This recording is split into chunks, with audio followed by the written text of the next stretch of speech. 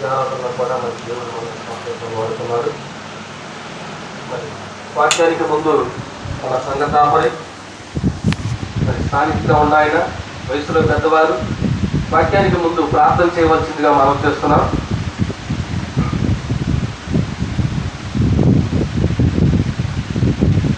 ప్రార్థన చేసుకున్నాం. అందరూ తలవుతాడు.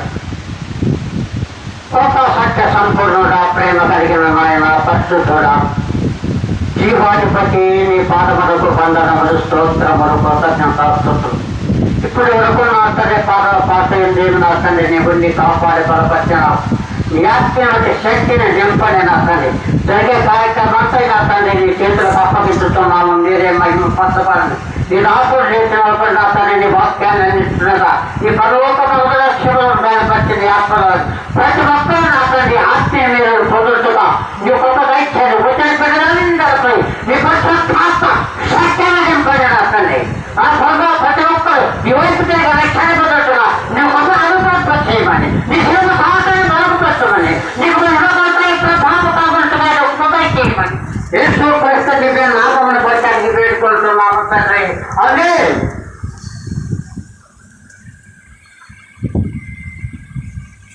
ప్రార్థించుకుంటున్నా. ఈరోజు ఫోన్ చేస్తే ఎలా చేద్దామనుకుంటే మరి ఆగిస్తున్నాం. కానీ దేవుడు ఆపలేదు. మన ప్రార్థన దేవుడు ఇస్తున్నాడు కనుక దైవజనులు మన మధ్యలోకి వచ్చి చక్కని వర్తమానం అందిస్తారు.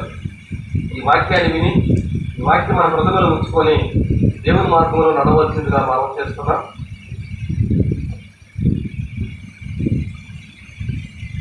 వారిజన్ గారు వచ్చి వాక్యాన్ని అందిస్తారు.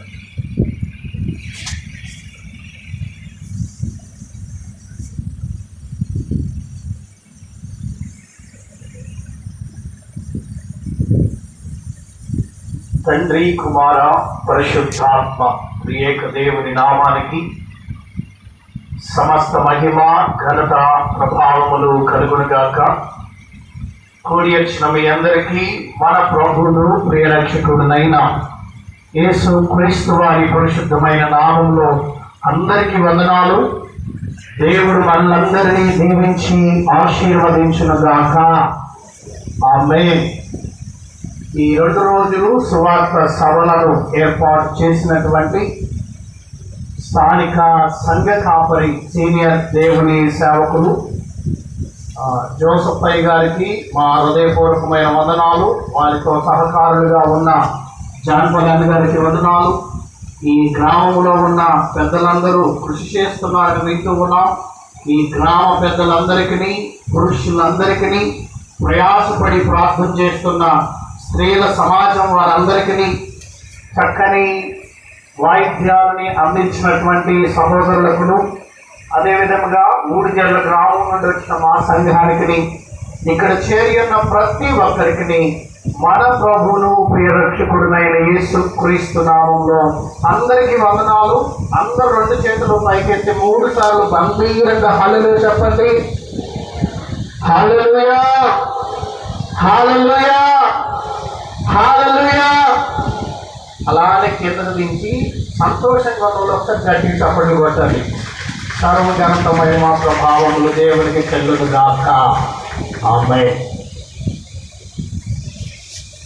ఈ రాత్రి ఒక శ్రేష్టమైన విషయాన్ని మీ ఎదుట ఉంచాలని దేవుడు నా హృదయంలో పెట్టినటువంటి ఆకలింపులను ఈ రాత్రి చేరి వచ్చిన మీకును, మీ కుటుంబాలకును, మీ ఆధ్యాత్మిక జీవితాలకు, ఏ సంఘములోనైతే, ఏ సహవాసంలోనైతే మీరు కట్టబడిన కోట వలె మీరు అంటుకట్టబడి జీవిస్తున్నారో ఆ సంఘానికి దీవెనకరమైనటువంటి మాటలను ఈ రాత్రి దేవుడు మనందరితో మాట్లాడునుగాక. ఎక్కువ తగ్గింది. క్రీస్తునందు ప్రియమైన సంఘమా, దేవుని బిడ్డలారా, బైబిల్ గ్రంథంలో మనకి పితరులు ఉన్నారు, మనకు తెలుసు. అబ్రహాము దేవుడు, ఇస్సాకు దేవుడు, యాకోబు దేవుడు. యాకోబును దేవుడు ప్రేమించి 12 మంది కుమారులను ఇచ్చాడు. ఆ తర్వాత ఈ 12 గోత్రాలకి మాకంటూ ఒక రాజు కావాలి. ఫిలిస్తీన్కి రాజు ఉన్నాడు, అమోరీలకు రాజు ఉన్నాడు, మోయాబీయులకి రాజు ఉన్నాడు. మాకు పరిపాలన చేయడానికి ఒక రాజు కావాలి అని అడిగినప్పుడు సమూయేలు ప్రార్థన చేసి దేవుడిచ్చినటువంటి కృపను బట్టి ఇశ్రాయేలు దేశమంతటిని పరిపాలించడానికి మొట్టమొదటి రాజుగా సౌలును దేవుడు అభిషేకించాడు. 40 సంవత్సరాలు సౌలు రాజుగా పరిపాలన చేశాడు. ఆ తర్వాత సౌలుకి బదులుగా దావీదును దేవుడు అభిషేకించి మరి ఒక 40 సంవత్సరాలు రాజుగా పరిపాలన చేయడానికి దేవుడు కృపనిచ్చాడు. దావీదు మరణానంతరం తన కుమారుడైనటువంటి సొలొమోను రాజుని చేసి అతను కూడా 40 సంవత్సరాలు రాజుగా పరిపాలన చేయడానికి దేవుడు అనుమతించాడు. అలా 120 సంవత్సరాలు ఏకదాటిగా ఇశ్రాయేలు దేశాన్ని పరిపాలించిన రాజుల తర్వాత యెరోబాము కాలంలో ఈ 12 గోత్రాలుగా ఉమ్మడి రాజ్యంగా ఉన్న ఇశ్రాయేలు రాజ్యం 2 రాజ్యాలుగా విడిపోయింది. 10 గోత్రాలు ఇశ్రాయేలు రాజ్యము, ఇశ్రాయేలు దేశమని, యూదా బెన్యామీను గోత్రాలు యూదా దేశమని, ఈ 10 గోత్రాలు ఉత్తరాన పైన ఉంటే ఈ 2 గోత్రాల యూదా రాజ్యం, ఈ 2 గోత్రాల యూదా రాజ్యం దక్షిణంగా ఉండేవారు.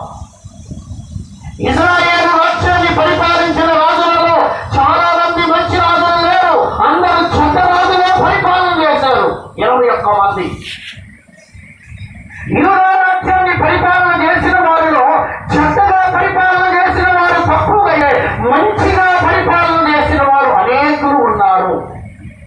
ఈ రాత్రి యూదా రాజ్యాన్ని పరిపాలన చేసిన మంచి రాజులలో ప్రాముఖ్యమైన వాడు, ఆ రాజ్యాన్ని బాగుగా చూసుకున్నవాడు, ఆ ఇంటిని, ఆ కుటుంబాన్ని, తన ప్రజలను, తన సొత్తుని దేవుడు తనకు అప్పగించబడిన విధిని బ్రహ్మాండంగా చూసుకొని తద్వారా అనేక ప్రాంతానికాల ప్రజలకి మేలుకరమైన పాత్రగా వాడబడినటువంటి ఆ రాజుల గురించి రాత్రి మనం వినబోతున్నాం. దేవునికి స్తోత్రం చెప్పండి, గట్టిగా చెప్పండి. హల్లెలూయా, హల్లెలూయా. ఎవరు ఈ రాజు? ఏంటి ఈ రాజు యొక్క గొప్పతనం? ఒక్క మాటలో చెప్పాలంటే చదవండి. 2వ దినవృత్తాంతముల గ్రంథము 19వ అధ్యాయము 4వ వచనం. 2వ దినవృత్తాంతముల గ్రంథము 19వ అధ్యాయము 4వ వచనం. యెహోషాపాతు యెరూషలేములో నివాసము చేయుచు బెయేర్షెబా నుండి ఎఫ్రాయిము మన్యము వరకు జనుల మధ్యను సంచరించుచు వారి పితరుల దేవుడైన యెహోవా వైపుకు వారిని మళ్లించెను. ఎవరు ఈ రాజంటే? యెహోషాపాతు. ఏం చేశాడు ఈ యెహోషాపాతు అంటే? క్రీస్తునందు ప్రియ సంఘమా, అక్కడ రాయబడుతున్న మాటలు ఏంటంటే యెరూషలేములో నివాసం ఉంటూ బెయేర్షెబా నుండి ఎఫ్రాయిము మన్యము వరకు జనుల మధ్య సంచరించుచు వారి పితరుల దేవుడైన యెహోవా వైపుకు ప్రజలను మళ్లించడానికి ప్రయాసపడిన వాడు ఈ యెహోషాపాతు. యూదా రాజ్యము దక్షిణ రాజ్యంగా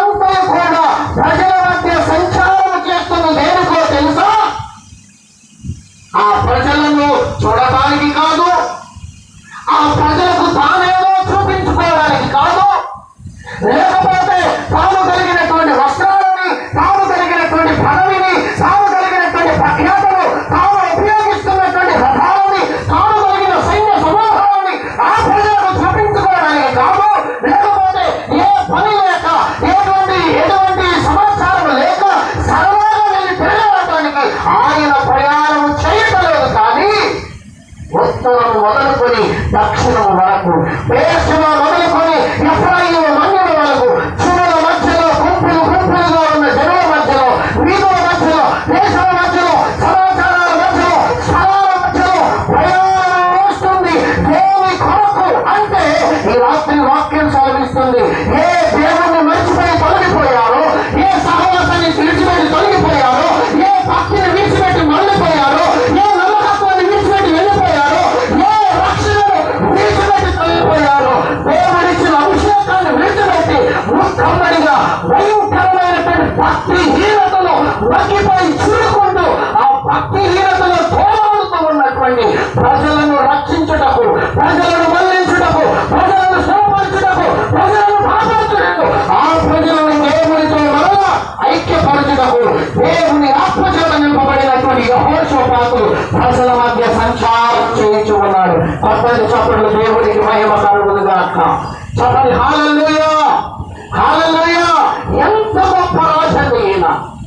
ఈ రాత్రి క్రీస్తునందు ప్రియ సంఘమా, ప్రియ దేవుని విడలారా, ఈ సువార్త సభల యొక్క ఉద్దేశం, ఈ ప్రయాస యొక్క ఉద్దేశం, ఈ ప్రార్థన యొక్క ఉద్దేశం ఏ పరిస్థితులు, ఏ అలవాట్లు, ఏ వ్యసనాలు, ఏ వ్యవహారాలు, ఏ ఆటంకాలు, ఏ పథకాలు నిన్ను నీ దేవునికి వైపుకు మళ్లించకుండా నీవు వాటి వైపుకు మళ్లించేటట్టుగా చేస్తున్నాయో వాటి నుండి విడిపించడానికి సర్వాధికారి అయిన దేవుడు ప్రతి బంధకములలో నుండి విడిపించునుగాక. హల్లెలూయా. ఇంత గొప్ప రాజండి. ఇదే తాత్పర్యం కలిగిన వ్యక్తి, ఇలాంటి భావన కలిగిన వ్యక్తి ఎవరైనా మనకు కనబడతారా అని చూస్తే కొత్త నిబంధనలో కూడా ఒక వ్యక్తి కనబడతాడు. ఆయన గురించి కూడా ఒకసారి చూద్దాం. చదవండి. 1 దశలోనిలకు రాసిన పత్రిక 1వ అధ్యాయము 8, 9, 10 వచనాలలో రాయబడుతున్న మాటలను చదవండి. దశలోనిలకు రాసిన 1వ పత్రిక 1వ అధ్యాయము 9, 10 వచనాల్లో అక్కడ ఒక మంచి మాటలు రాయబడుతున్నాయండి. ఇక్కడ జ్ఞాపకం చేస్తున్నారు. చదవండి. మీ యొక్క మాకెట్టి ప్రవేశము కలిగినో అక్కడి చిరులు మిమ్మల్ని గురించి తెలియ చెప్పుచున్నారు. మరియు మీరు విగ్రహములను విడిచిపెట్టి జీవము గలవాడును సత్యవంతుడు దేవునికి దాసులవుటకును దేవుడు మృతులలో నుండి లేపిన యేసు అనగా రాబోను ఉగ్రత నుండి మనలను తప్పించుచున్న ఆయన కుమారుడైన యేసు పరలోకము నుండి వచ్చినని ఎదురు చూచుటకును మీరెలాగూ దేవుడి వైపు తిరిగితురో ఆ సంగతి మాకే తెలియను. ఎవరు వారు? ఎవరు వారు అంటే అక్కడ రాయబడుతుంది. అక్కడ ఉన్నటువంటి 2 పట్టణాలు ఉంటాయి. ఒకటి అఖయ, 2 మాసిదోనియా. అఖయ, మాసిదోనియా పట్టణాల ప్రజలు ఒక సంఘాన్ని గురించి సాక్ష్యం ఇస్తున్నాయి. ఏంటి ఆ సంఘం అంటే దశలోని యొక్క సంఘము.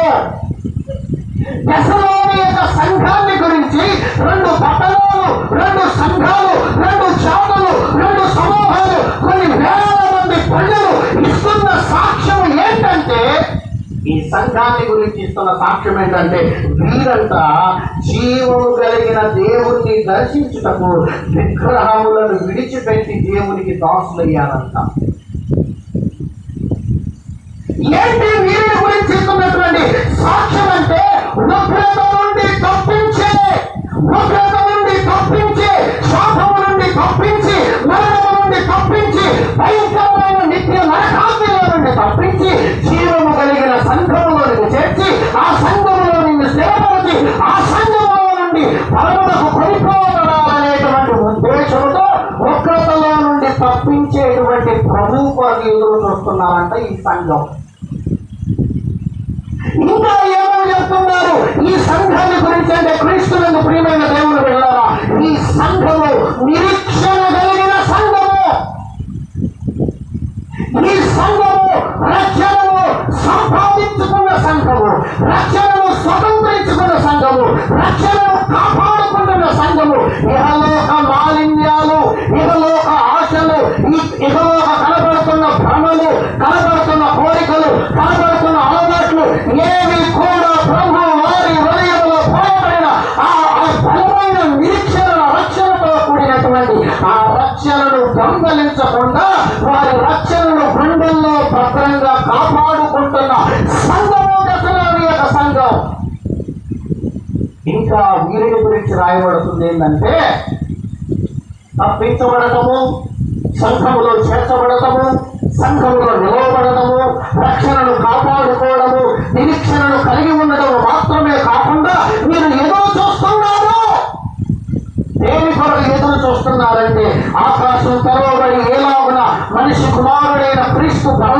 సంఘాన్ని కొనుక్కోబడ్డాడో అదే ప్రభు అయిన క్రీస్తు మరలా బోరల ఊదినప్పుడు ఆకాశం తెరవబడి ఆయన యందు రక్షించబడిన మమ్మల్ని తిరిగి ఆయన యందే ఆ బంగారమైనటువంటి శాశ్వతమైన రాజ్యములోనికి మమ్మల్ని తీసుకెళ్తాడని చెప్పి ఎదురు చూస్తున్నది ఈ సంఘమని ఈ సంఘాన్ని గురించి 2 పట్టణాలు సాక్ష్యం ఇస్తున్నాయి. ఒకటి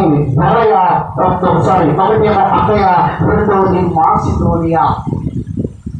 ఈ రాత్రి క్రీస్తునందు ప్రియమైన సంఘమా, దేవుని బిడ్డలారా, మీరు దేవుని వైపుకు మళ్ళించడానికి, మీరు దేవుని వైపుకు తిరగడానికి ప్రయాసపడిన వ్యక్తి ఎవరైనా ఉన్నారంటే ఆయన అపోస్తుడైన పౌలు. దేవునికి స్తోత్రం చెల్లిస్తాం.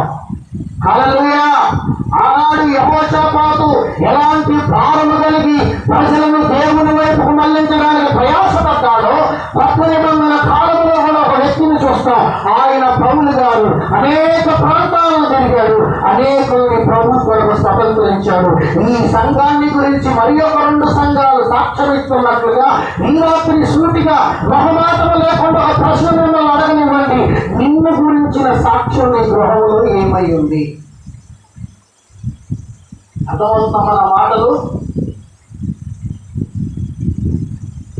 ఒక క్రమాన్ని దేవుడు మనకు బైబిల్ గ్రంథంలో ఉంచాడు. ఎఫెసీయులకు రాసిన పత్రిక 5వ అధ్యాయంలో మనం చూస్తాం. ఏంటి ఆ క్రమం అంటే, భార్యను భర్తకు లోబడాలి, భర్తను భార్యను ప్రేమించాలి, ఆ తర్వాత పిల్లలు తల్లిదండ్రులకు లోబడాలి, తల్లిదండ్రులు పిల్లల యొక్క భారాలను తీర్చాలి, అదే విధముగా సంఘము ప్రభువైన క్రీస్తుకు లోబడాలి, దానికంటే ముందుగా ఆ సంఘము కాపరికి కూడా లోబడాలి. ఇది ప్రభువు సంఘానికి, కుటుంబానికి, క్రైస్తవ్యానికి ఇచ్చినటువంటి క్రమము. ఈ క్రమములో ఏంటి మన సాక్ష్యం? ఈ క్రమములో మన సాక్ష్యం ఏంటి? ఏం చెప్తున్నారు నీ గురించి, నీ గృహములో సాక్ష్యం? నీ వీధుల్లో నీ గురించిన సాక్ష్యం ఏంటి? నీ ఉండే స్థలములో నిన్ను గురించిన సాక్ష్యం ఏంటి? క్రీస్తునందు ప్రియమైన సంఘమా, దేవుని బిడ్డలారా, నిన్ను క్రీస్తు పరిమళ సువాసనగా మార్చడానికే ప్రభు అయిన క్రీస్తు సింహాసనాన్ని విడిచిపెట్టి ఈ భూలోకానికి నరావతారిగా వచ్చింది. ఎందుకంటే నిన్ను కదిలించినా, నిన్ను పలకరించినా, నీతో మాట్లాడినా, నీవు ఇతరులతో మాట్లాడినా, నీ క్రియలైనా, నీ ప్రవర్తనైనా, నీ భక్తైనా, నీ మంచైనా, ఏదైనా అది దేనిని పరిమళింప చేయాలి అంటే క్రీస్తు యొక్క పరిమళ సువాసన నువ్వు ఎక్కడుంటే అక్కడ వెదజల్లుట కొరకు ప్రభు నిన్ను కొన్ని సంఘములో చేర్చాడు. ఇది నీ యొక్క నీతి క్రియల వల్ల సంపాదించుకుని ఏది కూడా కాదు. క్రీస్తునందు ప్రియమైన సంఘమా, దేవుడు వెళ్ళారా, ఈ రాత్రి ప్రభు మనతో మాట్లాడుతున్నాడు. పాత నిబంధన గ్రంథంలో చూస్తే యెహోషాపాతు ఉన్నాడు, కొత్త నిబంధన కాలంలో చూస్తే పౌలు గారు ప్రయాసపడ్డాడు. ఈ 21వ శతాబ్దంలో ఎవరైనా ఉన్నారా అంటే ఆ 21వ శతాబ్దంలో ప్రజలని ప్రభు వైపుకు మళ్లించడానికి ఉన్నది వాళ్ళు ఎవరో కాదు, నీవు.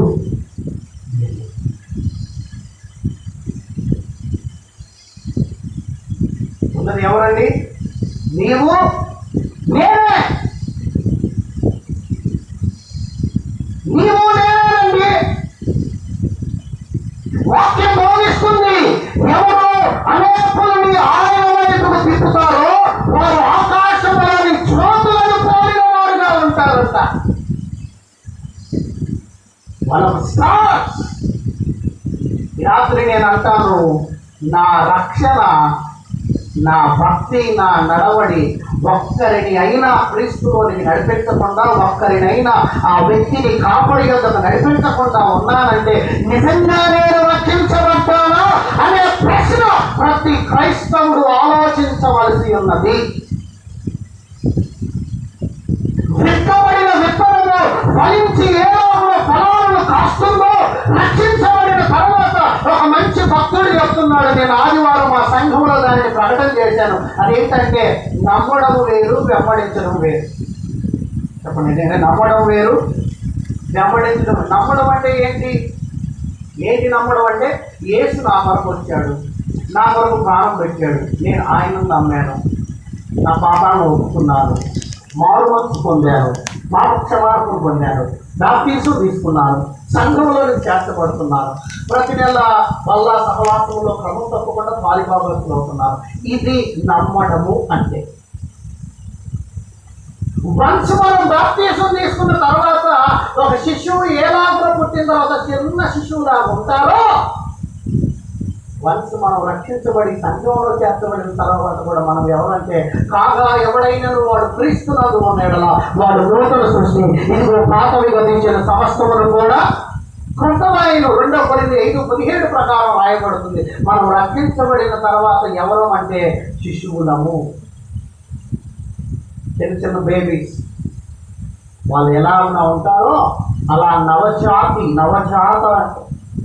బిడలుగా మనం సంఘంలో తల్లి ఒడిలో ఎలా ఉంటామో సంఘపు ఒడిలో ఉంటాం. ఈ తల్లి ఒడిలో ఉన్నటువంటి శిశువులు ఎదిగి పెద్దవారు ఎలా అవుతారో, సంఘం అనే ఒడిలో ఉన్నటువంటి నవజాత శిశువులు కూడా ఎలా మారాలంటే శిష్యులుగా మారాలి. దేవునికి స్తోత్రం చెప్పండి. 2 పదాలు ఒకేలాగా వినపడతాయి, 2 అర్థాలు కూడా వేరు. ఒకరు శిశువులు, రెండవది శిష్యులు. ఇంగ్లీష్ లో అంటారు it is a new Born baby, ఆ తర్వాత ఇట్ ఇస్ ఎ డిసైపుల్. శిశువుగా ఉన్న నీవు శిష్యుడిగా మారాలి. అది దేవుని ఉద్దేశం. లేదండి నేను ఎక్కడ ఉంటే అక్కడే ఉంటాను, నా మటుకు నేనే గీతలు తీసుకుంటాను, నాకు వచ్చిన పాటలు పాడుకుంటాను, నాకు వచ్చిన వచ్చి నాని పాటలు నేర్చుకుంటాను, నా వచ్చి నాది, నా కానుక నాది, నా సహవాసం నాది అని అనుకోవడానికి దేవుడు నీకోసం చిందించిన రక్తం నిర్దోషమైనది. క్రీస్తునందు ప్రియమైన దేవుని సంగమా, నేను శిష్యులుగా మార్చి ఆయన సింహాసనం ఎదుట సంపూర్ణంగా కనబడట కొరకే ప్రభు అయిన యేసు ఈ లోకానికి వచ్చాడు. రాత్రి నా ప్రశ్న, నా ప్రార్థన కాపరిగా నేను చెప్పే మాట ఏంటంటే, సేవకునిగా ఒకవేళ నీవు శిశువుగా ఉంటే శిష్యునిగా మారాలి. అది వెంబడించడం. మళ్ళీ నేను ఇంకా శిశువుగా కూడా లేదు, నేను వెలుపలే ఉన్నానంటే వెలుపల ఉన్న నీవు లోపలికి వచ్చి నువ్వు జీవించాలి ప్రభువులో. అందుకు ఈ రాత్రి ప్రభు నీకు ఆహ్వానాన్ని అందిస్తున్నాను. క్రీస్తునందు ప్రియమైన దేవుని బిడ్డలారా, న్యూ లైఫ్ బైబిల్ కామెంటరీ అనేటువంటి ఒక మంచి వ్యాఖ్యానకర్త వ్యాఖ్యానం రాస్తూ శిష్యుల గురించి ఏమి రాయాలి నేను అని ఆలోచన చేస్తున్నాను. ఎంతమంది అండి యేసుక్రీస్తు శిష్యులు? 5 మందిలో ఒక తప్పిపోయినారు. ఆలోచన చేస్తుంటే శిష్యుల గురించి ఏమి రాయాలని ఆలోచన చేస్తుంటే తప్పులు కల్పిస్తుంది. ఏంటంటే వాస్తవం ఏమి రాయాలంటే ఎప్పుడు చూసినా ఒక నీసు వాసన వాళ్ళ దగ్గర వచ్చేది. అంతేనా? చేపలు పట్టేవారు వాళ్ళు. ఎవరు ఈ శిష్యులు అంటే దేహాలపైన సరైనటువంటి వస్త్రాలు కూడా లేని వారు, ఒంటి పైన పట్టే సరిగ్గా లేని వారు వాళ్ళు. అది వాళ్ళు. ఎవరు ఈ శిష్యులు? అంటే పట్ట కోస్తే అక్షరము కూడా బయటికి ప్రధానంగా పలకలేనటువంటి వారు. ఏదైనా ఒకసారి చెప్తే అర్థం చేసుకునేటువంటి జ్ఞానం లేనటువంటి వారు వీళ్ళు.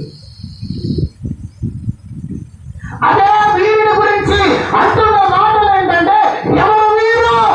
పేతురు, యోహాను, యాకోబులు యెరూషలేములోకి వస్తున్నా, శృంగారపు దేవాలయంలోనికి వస్తున్నా, గలిలయలోనికి వస్తున్నా, యూదయలోనికి వస్తున్నా, సమరయలోనికి వస్తున్నా. ఒకప్పుడు వీరు ఇది, కానీ ఇప్పుడు మీరు వస్తుంటే వీరి గురించి వినబడుతున్న మాట ఏంటంటే, భూలోకమును తల్ల కిందలు చేసేవారు వీళ్ళు. చెప్పండి హల్లెలూయా, చెప్పండి హల్లెలూయా. వీరి గుర్తింపు, వీరి ఐడెంటిటీ ఎట్లా మారిపోయిందంటే, వీళ్ళు ఎవరంటే ఇప్పుడు భూలోకమును సహితము తల్ల క్రింద చేయగలిగినటువంటి శక్తి, సామర్థ్యం కలిగినటువంటి వ్యక్తులుగా మార్చబడ్డారు. క్రీస్తునందు ప్రియమైన దేవుడు బిడ్డలారా, ఒకటే కారణం. అది దేని వల్ల అంటే ఆయనతో ఉండటం వల్ల, ఆయనను వెంబడించడం వల్ల, ఆయనతో జీవించడం వల్ల, ఆయనతో బ్రతకడం వల్ల, ఆయనను విశ్వసించడం వల్ల. రాత్రి మన పత్రికలో ఏ పత్రిక చూసినా పౌలు గారు రాస్తున్న రాస్తాడు, గలతీలో ఉన్న పరిశుద్ధులకు శుభమని చెబుతున్నాను, ఎఫెసీలో ఉన్న పరిశుద్ధులకు శుభమని చెబుతున్నాను, లేదా కొరింథీలో ఉన్న పరిశుద్ధులకు శుభమని చెబుతున్నాను. ప్రతి సంఘం ఎదుట పలకబడుతున్న మాట ఏంటంటే పరిశుద్ధులు పరిశుద్ధులు పరిశుద్ధులు. ఎవరి పరిశుద్ధులు అంటే అపవిత్రులుగా ఉన్న వారిని పరిశుద్ధులుగా నా దేవుడు మార్చాడు.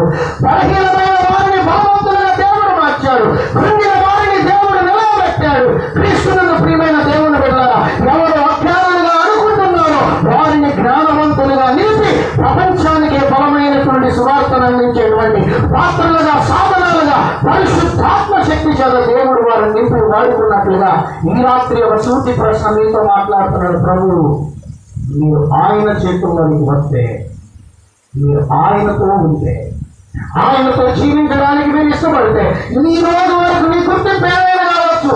నువ్వు పడిన వాడివైనా, పారిపోయిన వాడివైనా, చెడిన వాడివైనా, తాగిన వాడివైనా, అపవిత్రుడైనా, వ్యభిచారివైనా, మీరు ఎవరైనా సరే ఈ రోజు వరకు నీ గుర్తింపు ఏదైనా కావచ్చు.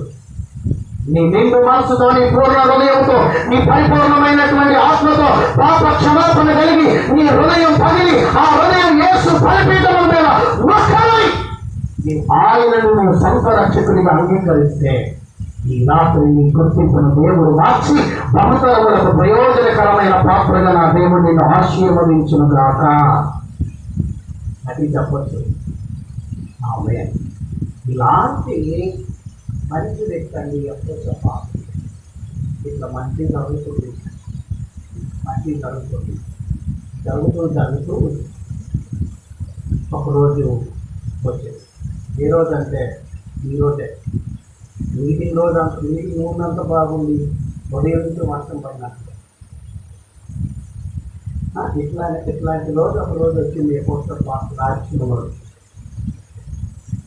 ఒక కష్ట క్లిష్ట భయంకరమైనటువంటి శ్రమ, భయంకరమైన సమస్య, ఏ మనుషుడు కూడా తీర్చలేనటువంటి ఆ భయంకరమైనటువంటి శోధన, అది ఉపద్రవంలాగా యెహోషాపాతు రాజ్యం మీదకి, దేశం మీదకి వచ్చింది.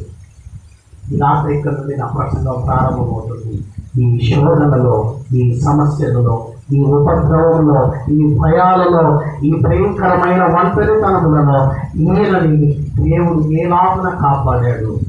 ఈ రాత్రి ఏ పరిస్థితుల్లోనూ వచ్చినా యెహోషాపాతు జీవితంలో ఉన్నటువంటి ఒక మంచి 4-5 అనుభవాలు మీతో మాట్లాడతాను. అవి దేవుడు మన వినికిడిలో దీవించుగాక. ఏంటి అవి అంటే చదవండి. దినవృత్తాంతములు 2వ గ్రంథము 20వ అధ్యాయం. 20వ అధ్యాయంలో మొత్తం 37 వచనాలు ఉన్నాయి.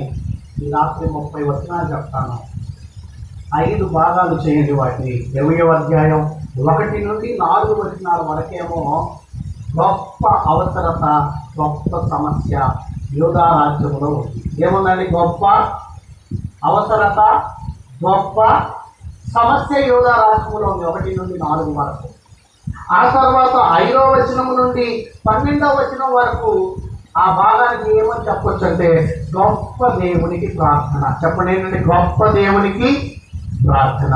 3వది 13వ వచనం నుండి 21వ వచనం వరకు ఉన్న మాటలు చూస్తే గొప్ప విశ్వాసం. చెప్పండి ఏంటంటే గొప్ప విశ్వాసం.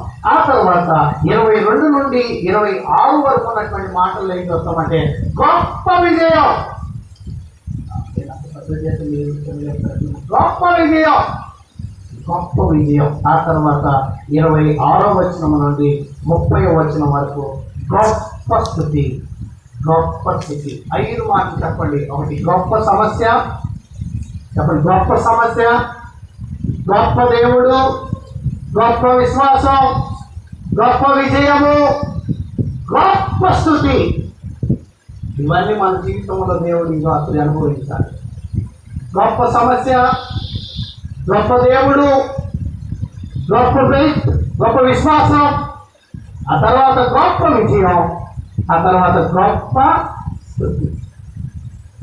ఏంటి అనుకోకుండా ఈయన జీవితంలో వచ్చిన గొప్ప సమస్య అంటే 3 రాజ్యాలు ఒకటితో ఒకటి మాట్లాడుకున్నాయి. అదేంటంటే అమోరీలు, మోయాబీలు, మోయోనీలు. ఈ 3 రాజ్యాలు ముఖమ్మడిగా మాట్లాడుకుని మాట్లాడుకొని మృత సముద్రానికి పశ్చిమ దిశలో ఉన్న ఎక్కడ ఉంటున్నాయంటే ఎంగేది అనేటువంటి వనములో ఉంటూ యూదా రాజ్యం మీదకి వచ్చి యూదా రాజ్యాన్ని దాడి చేయాలని, యూదా రాజ్యాన్ని దొంగలించాలని, యూదా రాజ్యాన్ని నాశనము చేయాలని, యూదా రాజ్యాన్ని పట్టుకొని వారికి దొంగగా తీసుకొని పోవాలని ప్రణాళాలు రూపొందిస్తున్న సమయంలో కొంతమంది ఇంటెలిజెన్స్ రిపోర్ట్స్ పరిగెత్తుకుంటూ వచ్చి రాజు దగ్గరికి చెప్తారు. పరిగెత్తుకుంటూ వచ్చు ఇంటెలిజెంట్ రిపోర్ట్ ఏం చెప్తున్నారంటే 3 రాజ్యాలు నీ మీద యుద్ధం చేయడానికి వస్తున్నాయి, నిన్ను పట్టుకోవడానికి వస్తున్నాయి, నిన్ను నాశనం చేయడానికి వస్తున్నాయి, నీ రాజ్యాన్ని దొంగలించడానికి, దొంగగా తీసుకోవడానికి, ఏమి లేకుండా చేయడానికి వస్తున్నాయి అని చెప్పినట్టునే ఆయన పరిస్థితి ఏదో చదవండి. 3వ వచనం 20వ అధ్యాయం త్వరగా చదువుతారా? 20వ అధ్యాయం 3వ వచనం. అందుకు యెహోషాపాతు భయపడి యెహోవా యొక్క విచారణ చేయుటకు మనసు నిలుపుకొని యూదా యంతటను ఉపవాస దినమును ఆచరించవలెనని సాటింపవేయగా యూదా వారు యెహోవా వలన సహాయము వేడుకొనుటకై కూడుకొని యెహోవా యొక్క విచారించుటకు యూదా పట్టణములన్నిటిలో నుండి జనులు వచ్చింది. ఈ గొప్ప సమస్య. ఎందుకు ఈ గొప్ప సమస్య అంటున్నాను అంటే ఈయన చెప్తాడు. 12వ వచనం చదువుకుందాం. మా మీదికి వచ్చి ఈ గొప్ప సైన్యముతో యుద్ధము చేయడానికి మాకు శక్తి లేదు. చెప్పండి, ఏమి లేదు? శక్తి లేదు. ఒకటి. రెండవది, ఏమి చెయ్యాలో మాకు తోచలేదు. ఏమి చెయ్యాలో మాకు తోచలేదు. మూడవది ఏమంటున్నాడంటే నీవో మా దిక్కు. క్రీస్తునందు ప్రియమైన దేవుని బిడ్డలారా, ఇక్కడ ఉండండి. సమస్య లేని చోట సమస్య ఉందని చెప్పట్లేదు. సమస్య ఉంటే సమస్య లేదురా అన్నట్టుగా మాట్లాడట్లేదు. లేని చోట సమస్యని చెప్పట్లేదు, సమస్య ఉన్న చోట సమస్య లేదని చెప్పట్లేదు. కానీ ఉన్న సమస్యను సమర్థవంతంగా అర్థం చేసుకుంటున్నారు. అర్థం చేసుకుంటున్నారు ఏంటంటే మా దగ్గర వారి దగ్గర ఉన్న సైన్యం మా దగ్గర లేదు, మా శక్తి చాలదు. ఆ తర్వాత రెండోది ఏమంటున్నాడంటే మా శక్తి చాలదు అని చెప్తున్నాడు, మాకు ఏమి తోచట్లేదని చెప్తున్నాడు. మూడోది ఏమంటున్నాడంటే అసలు మాకు ఏ దిక్కును కూడా కనబడట్లేదని చెప్తున్నాడు. క్రీస్తునందు ప్రియమైన దేవుని సంఖ్య ఈ రాత్రి మనం కూడా ప్రార్థన చేస్తాం. మా సమస్య నుండి విడిపించు ప్రభువా, మాకున్న అపాయం నుండి విడిపించు ప్రభువా, మాకున్న ప్రమాదం నుండి తప్పించు ప్రభు అని ప్రార్థన చేస్తాం. కానీ ఏ సమస్య అని మాత్రం చేయం చాలా సందర్భాలు. నేను చెప్పిన మాటలు అర్థమవుతున్నాయండి. ఒక మంచి భక్తుడు చెప్పాడు, అలలు లేని తుఫాను, సమస్య లేని కుటుంబం ఉండదంట. ఏ ఇంట్లో లేవు? ఉన్నాయి. ఒకరోజు యేసయ్య ఎరుకోకుండా యెరూషలేముకి వెళ్తుంటే 2 గుడ్డివారు అక్కడ ఉండి దావీదు కుమారుడా మమ్మల్ని కరుణించని కేకలు వేసినప్పుడు 10 మంది అనుకుంటారు. వాళ్ళు ఇంకా పెద్ద కేకలు వేశారు. యేసయ్య వచ్చాడు. వచ్చిన తర్వాత వారిని ఒక ప్రశ్న అడుగుతున్నాడు, నా నుండి మీకేమి కావాలి?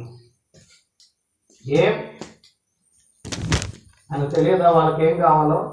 ఏం ప్రభావం మమ్మల్ని చూడలేదా? మా పరిస్థితి, మా కళ్ళు మోసుకొని పోయింది, మేము ఏ కొరతలో ఉన్నాం, ఏ సమస్యలు ఉన్నాం నీది ఆయన తెలుసండి. సర్వసృష్టికర్త ఆయన, సర్వాధికారి, హృదయాంతంగా ఎరిగిన దేవుడు. ఆయనకి సమస్తం తెలుసు. ఆయనకి మరుగైనది లోకములో ఏది కూడా లేదు. కానీ అడుగుతున్నాడు, ఏం కావాలి నీకు? ఏం లేదు ప్రభువా, మాకున్నటువంటి ఈ సమస్య నుండి మా కళ్ళు ఇప్పి అంతే. వారి సమస్యను వ్యక్తపరిచారు. నానా పెళ్లి విందుకు వెళ్ళినాడు. మరియమ్మ వచ్చింది, అయ్యా ద్రాక్షారసం అయిపోయింది, అవమానం వస్తుంది, నష్టం వస్తుంది, లేకపోతే ఇంత జరిగేది అర్థాంతరంగా ముగిసిపోయి ఉండదంటే నా సమయం ఇంకా రాలేదు, నువ్వు ఏదైనా చేయాలంటే చేశాడు. నీటిని ద్రాక్షారసంగా. ఈ రాత్రి ఈ యెహోషాపాతు నుంచి మనం నేర్చుకుంటున్నాం ఏంటంటే సమస్య ఉంది, ఆ సమస్య యొక్క లోతును నీవు గుర్తించాలి. ఫస్ట్ సమస్య నుండి తప్పించయ్యా, ప్రమాదం. ఏ సమస్య నుండి తప్పించాలి?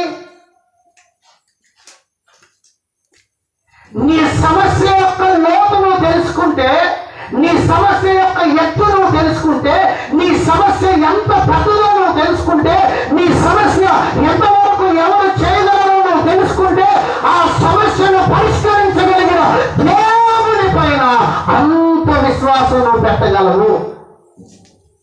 చెప్పండి ఆమేన్. ఈ రాత్రి సమస్య ఉంది కాదని చెప్పట్లేదు, ఇబ్బందులు ఉన్నాయి కాదని చెప్పట్లేదు, కష్టాలు ఉన్నాయి కాదని చెప్పట్లేదు. ఆ కష్టాల యొక్క లోతు, ఆ కష్టం ఏంటో, ఆ సమస్య ఏంటో, నీ ఇబ్బంది ఏంటో నీవు లోతుగా ఎరగాలి. అది నీ కుటుంబంలోనైనా, నీ పిల్లల జీవితంలోనైనా, నీ ఆత్మీయ జీవితంలోనైనా, నీ సంసార జీవితంలోనైనా, నీ వ్యాపార జీవితంలోనైనా, నీ యొక్క వృత్తిపరమైన జీవితంలోనైనా, నీ యొక్క సంఘ పరిచర్యకు సంబంధించిన పరిచర్య విషయంలోనైనా సమస్య ఉంటే ఆ సమస్య యొక్క లోతు ఎంతో నువ్వు తెలుసుకోవాలి. అది నీ చేతనైందో కాదు, ఎంతమంది చేతనైందో కాదు, అది మార్చేదో మార్చబడిందో తెలిసేదో, ఎంత లోతైన నువ్వు తెలుసుకుంటే అంత బలంగా యేసునందు విశ్వసించడానికి దేవుడు కృపని చూపిస్తాడు. గొప్ప సమస్య ఆయన మీదకి వచ్చింది, ఒక గొప్ప అవసరత ఈయనకు కావాలి. వెంటనే ఏం చేశాడంటే ఈయన ప్రార్థనా కోడికని ఏర్పాటు చేశాడు, అందరిని పిలిచాడు, చాటింపు వేశాడు. ఈరోజు మన దేశంలో ఉపవాస ప్రార్థనను పెట్టాడు. పెట్టి ఏం చేస్తున్నాడంటే గొప్ప దేవునికి ప్రార్థన చేస్తున్నాడు. చెప్పండి, ఎవరికి ప్రార్థన చేస్తున్నాడండి? గొప్ప దేవునికి. ఎందుకు గొప్ప దేవుడు అంటే ఒక 4 మాటలు అక్కడ ఉన్నాయి, మీరు చదవండి. 20వ అధ్యాయం 6వ వచనంలో ఏమంటుందంటే, మా పితరుల దేవా యెహోవా, నీవు ఆకాశమందు దేవుడు అయి ఉన్నావు, అన్యజనుల రాజ్యములను ఏలువాడవు నీవే, నీవు బహుబలము గలవాడవు, పరాక్రమం గలవాడవు, నిన్ను ఎదురించుటకు ఎవరికి నీకు కూడా బలము చాలదు. ఈ రాత్రి ఈయన గొప్ప దేవుడిగా ఎట్లా గుర్తిస్తున్నాడంటే ఒక 4 మాటలు ఉన్నాయండి అక్కడ. ఫస్ట్ ఈయన ఏమని ప్రార్థన చేస్తున్నాడంటే, మా పితరుల, చెప్పండి, మా పితరుల దేవ. ఎవరండి వాళ్ళ పితరులు?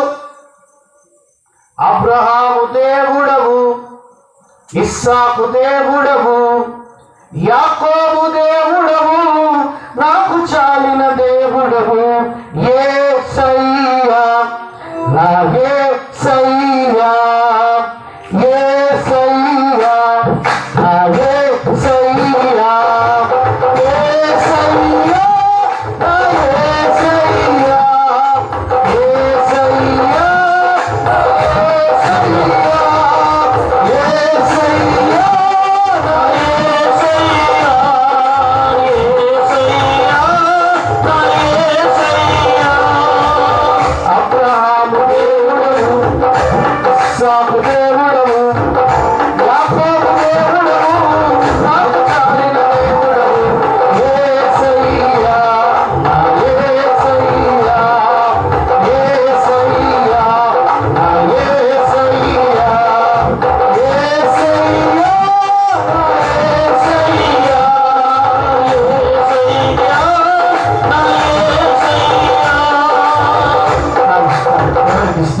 ఈయన ఏం చేస్తాడంటే వెంటనే మా పితరుల, ఎవరు వీళ్ళ పితరులు? అబ్రహాము, ఇస్సాకు, యాకోబు. ఇప్పుడు ఈ దేవునితో ఈయన ఏం చేసుకుంటున్నాడంటే తన సంబంధాన్ని కలుపుకుంటున్నాడు. అది ఈ దేవుడు కూడా దేనికి ఇష్టపడతాడంటే తనతో సంబంధం కలిగిన వారి విషయంలో జోక్యం చేసుకోవడానికి ఇష్టపడతాడు. తనతో సంబంధం కలిగిన వారిని తనతో చేర్చుకోవడానికి ఇష్టపడతాడు. అయ్యా, నువ్వు ఎవరో కాదు, మా తాత ముత్తాతలకు దేవుడవు, మా పితరుల దేవుడవు నీవు. ఈ రాత్రి ఆయన ప్రార్థన మాట చెప్పడంతో ఆయన ఏం చేస్తున్నాడంటే దేవుని యొక్క సంబంధములో తనను తాను గుర్తించుకుంటున్నాడు. చెప్తుంది యోహాను 15 ప్రకారం, ద్రాక్షావల్లి నేను, తీగలు మీరు. తీగలు ఏ విధంగా ద్రాక్ష చెట్టుతో అంటు కట్టబడి ఉంటాయో, ఆ అంటు కట్టబడిన తీగలు ఏం చేస్తాయి? ఫలిస్తాయి. 15:5 ప్రకారం రాయబడుతుంది, నాకు వేరుగా ఉండి మీరు ఏమయ్యో చేయలేరు. ద్రాక్షావల్లి తీగలతో అంటు కట్టుకున్న ప్రతిసారి ఆ తీగలు ఫలిస్తాయి, ఆ తీగలు చిగురిస్తాయి, ఆ తీగలు ఫలాలనిస్తాయి, ఆ తీగలు ఇతరుల యొక్క అవసరతలను తీరుస్తాయి, ఇతరులను ఆకర్షిస్తాయి. ఈ రాత్రి క్రీస్తునందు ప్రియమైన దేవుని బిడ్డలారా, ప్రభు అయిన క్రీస్తుతో నీ సంబంధం ఎలా ఉంది?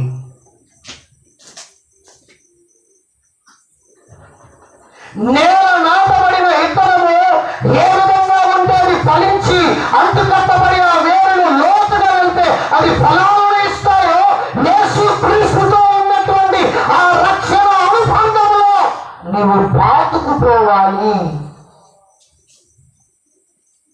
చేప నీటిలో ఉంటే ఎలాగున జీవించదో నీవు క్రీస్తులో ఉండాలి.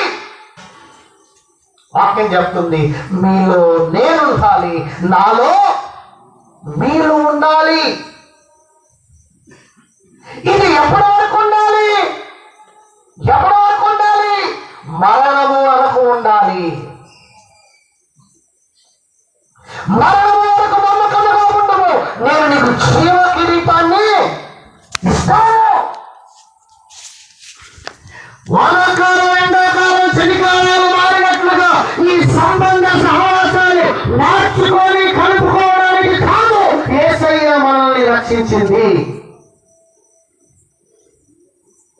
ఈ రాత్రి క్రీస్తునందు ప్రియమైన సంఘమా, నీ సంబంధం క్రీస్తుతో ఎలా ఉంది?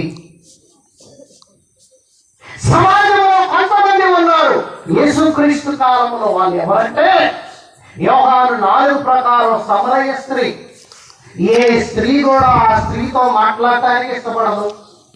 ఏ సమాజం కూడా వీధుల్లో నడుచుకుంటూ వెళ్తే ఇష్టపడరు, ఏమంగా మాట్లాడతారు. ఆమె యొక్క పనిని బట్టి అట్లాంటిదో అన్నట్లుగా మాట్లాడతారు. కానీ ఆశ్చర్యం ఏందో తెలుసా? ఈ ప్రభు ఆమెతో మాట్లాడటానికి వెళ్ళి బావి దగ్గర కూర్చున్నది ఎందుకంటే ఆమెతో సంబంధాన్ని కలిగించుకోవటం కోసం. ఒక ఆయన ఉన్నాడు, అతని పేరు జక్కయ్య. రూపాయలు తీసుకోవాలి, ప్రభుత్వం ప్రకారం 10 రూపాయలు తీసుకుంటున్నాడు. అక్రమంగా ఉన్నాడు, అన్యాయంగా ఉన్నాడు, అక్రమంతో కూడినటువంటి సంబంధాలు ఉన్నాయి. పిలిచాడు జక్కయ్య, నేను ఇంటికి రావాలనుకుంటున్నాను. సంబంధాన్ని కలుపుకుంటున్నాడు ఆయన. క్రీస్తునందు ప్రియమైన దేవుని సంఘటన శ్రమలు కూడా భయంకరంగా సంఘాన్ని విమర్శిస్తూ ఉంటే ఆ దాస్య మార్గంలో సౌరాష్ట్రంలో నీవేళ నన్ను ఈ రాత్రి క్రీస్తునందు ప్రియమైన సంఘమా, నీ యొక్క పాపాన్ని బట్టి ఎవ్వరు కూడా నీతో సంబంధం సహవాసం కలిగి ఉండాలని ఇష్టపడలేని పరిస్థితుల్లో ఉంటే నీతో సహవాసం చేయాలని ప్రభువు కోరుకుంటున్నాడు. నీవన్న భయంకరమైన అవిధేయతతో కూడిన జీవితం అనగా ఉసుకు బయట ఒకటి, ఉసుకు లోపల ఒకటి, చక్కయలాగా నీవు సమాజంలో కలవు, వ్యక్తులతో కలవు, రాష్ట్రాలతో కలవు, అన్యాయంలో పనులు కొంటావు. అలాంటి వ్యక్తులైనా నీతో సంబంధం కలిగి ఉండాలని ప్రభువు కోరుకుంటున్నాడు. దేవుని సంఘానికి, దేవుని పరిచర్యకు, దేవుని చిత్తానికి, దేవుని గౌరవమైనటువంటి కార్యాలకి నీ ఒకవేళ అడ్డుబండగా ఉంటే ఆటంకంగా ఉంటే దేవుని పరిచర్యకు వ్యతిరేకంగా నువ్వు ఎదురుస్తూ ఉంటే నేను కూడా శిక్షించడానికి కదా వచ్చింది, నేను రక్షించడానికి, నీతో సంబంధాన్ని పెట్టుకోవడానికి వచ్చాడు ఈ లోకానికి. దేవునికి స్తోత్రం. హల్లెలూయా చెప్పండి, హల్లెలూయా. క్రీస్తునందు ప్రియమైన దేవుని సంఘమా, ఈ రాత్రి నీ సంబంధం, నీ సహవాసం ప్రభుతో ఎలా ఉంది? కొన్ని రోజులకి, కొన్ని కాలాలకి, కొన్ని పరిస్థితులకి, కొన్ని సందర్భాలకి, కొన్ని సన్నివేశాలకు మాత్రమే నా బంధం క్రీస్తుతో పరిమితం అనుకుంటే అది నిజమైన శాశ్వతమైన బంధం కాదు. బంధం అనేటువంటి భ్రమలో, బంధం అనేటువంటి ముడిలో, చిక్కులతో సంబంధించుకున్నటువంటి ముడులలో నీవు బంధించబడ్డావు. అవి విప్పబడాలి యేసు నామమున మీ జీవితంలో. క్రీస్తునందు ప్రియమైన దేవుని బిడ్డల వాక్యం చెప్తుంది. పౌలు గారు అంటున్నాడు, ఇక జీవిస్తుంది నేను కాదు, నాలో జీవిస్తుంది క్రీస్తే. ఎందుకంటే నేను ఈ లోకానికి సిలువ వేయబడ్డాను. క్రీస్తునందు ప్రియమైన దేవుని బిడ్డలారా, ఎవరు వాక్యానికి దగ్గరగా ఉంటారో వారు దూరంగా ఉంటారు. ఎవరు సహవాసానికి, సంబంధానికి దగ్గరగా ఉంటారో వారు పాపానికి దూరంగా ఉంటారు. అందుకనే చెప్పాడు భక్తులు, దుష్టులు ఆలోచన చెప్పున, పాపుల మార్గమున, అపహాసకులు కూర్చున్న చోటున యెహోవా ధర్మశాస్త్రములను ఆనందించుచు దివారాత్రులు దానిని ధ్యానించువాడు ధన్యుడు. అట్టివారు నీటి కాలువల ఎవరైనా నాటబడిన వారు యాకోబు తన కాలమందు ఫలమిచ్చు చెట్టు వలె ఉంటాడు. నీకు ప్రభువుకు మధ్య ఉన్న సంబంధాన్ని బట్టి నీ శేష జీవితం ఆధారపడి ఉన్నదని ఈ రాత్రి కాలం ఈ మాటల ద్వారా నేను జ్ఞాపకం చేస్తూ ఉన్నాను. రెండో దేవుని ప్రార్థన చేస్తున్నాడు తెలుసా? యెహోవా నీవు ఆకాశమందు దేవుడై ఉన్నావు. ఈ ఆకాశమందు దేవుడై ఉన్నావు అనే మాటని దేనిని సూచిస్తుందంటే ఆకాశమందున్న దేవుడు ఎంత ఉన్నతుడై ఉన్నాడో తెలియజేస్తుంది.